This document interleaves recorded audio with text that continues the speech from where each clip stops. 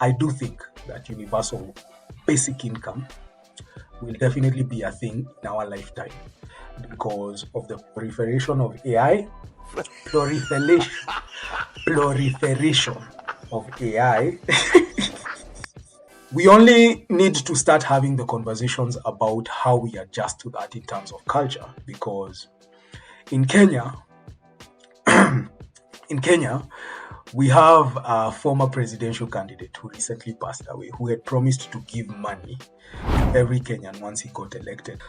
Global universal wealth will only happen when the 99% wake up, not when the 1% decide.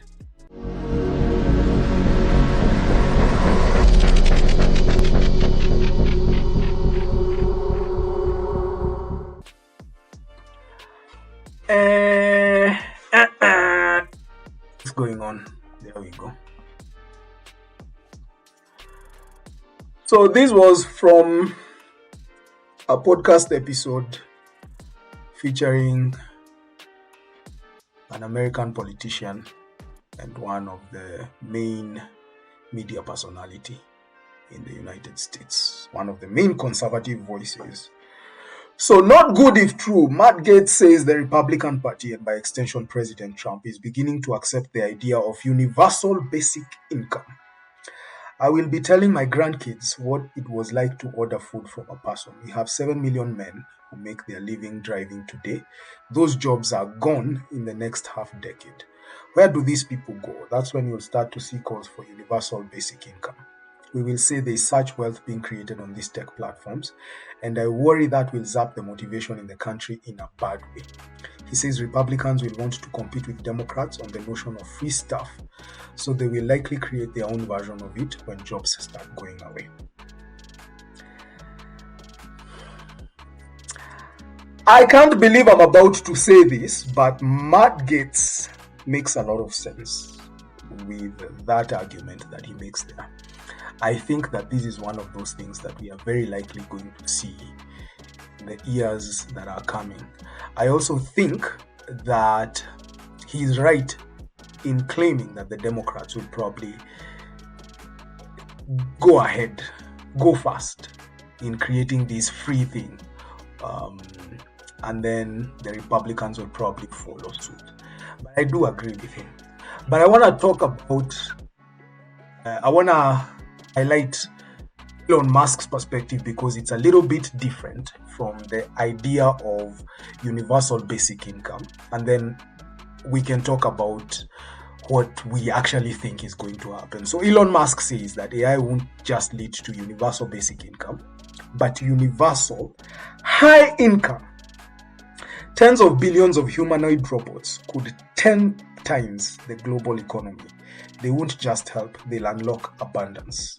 Everyone gets what they want if we get it right. And that, ladies and gentlemen, I think is the crux of the matter. Because the question is, will we get it right? Will we, as a species, get this thing right? But let's be honest. Humanity has not just now achieved the capacity for universal equalization, for universal wealth.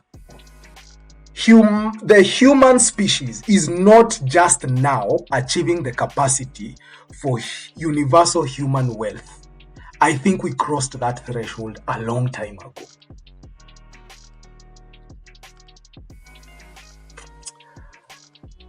Right.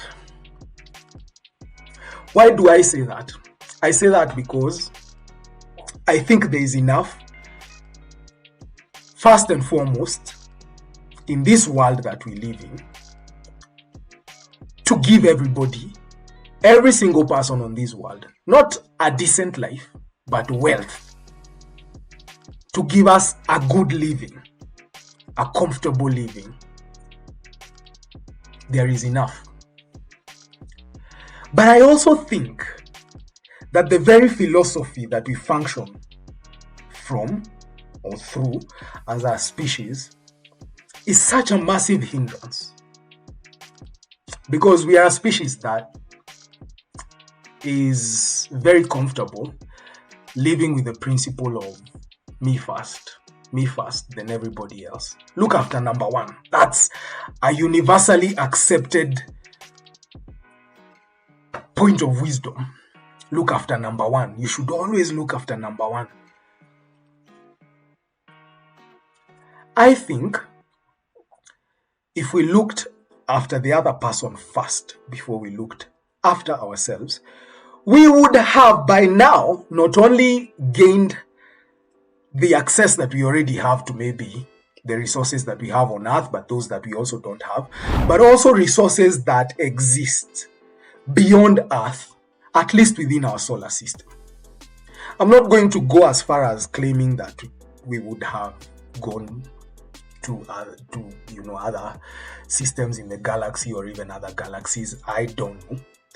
But I think if every single human being was born wired to worry about the other human being before they worried about themselves, I believe that by now we would have colonized maybe multiple planets inside our solar system. And so therefore gained access to all the resources there, and maybe even resources in planets that we would not have colonized. And that's what I mean when I say that humanity is not just now gaining the capacity for universal wealth. That capacity has existed for a long time. So to claim that AI is going to be the thing that unlocks universal wealth, church, I'm sorry to say, I don't think universal wealth will be a thing in my lifetime, in my daughter's lifetime. Maybe after that, humanity could. I think it would take a global near extinction level event for humanity to wake up. And I'm not saying that we should manufacture it, but I think that's the kind of crisis. Or a galactic visitor, an interstellar visitor who arrives on our shores. It would take that level of event for humanity to break from our current hegemony. Our way of thinking right now would need to be broken by either a major catastrophe or the arrival of an intelligent life force from beyond our Earth, our solar system, our galaxy. I think that is what could change. That's why I say I don't think it happens in my lifetime. I don't think it happens in my daughter's lifetime.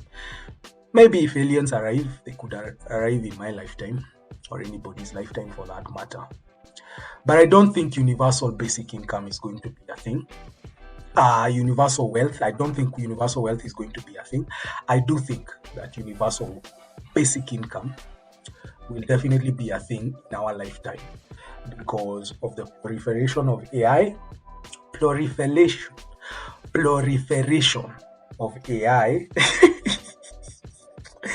in this our day and age, and the acceleration of technology that is going to happen in the next couple of years and decades, that I genuinely believe will happen, that will cause many of us to lose jobs, or at least to change the way that we work, significantly alter the way that we work.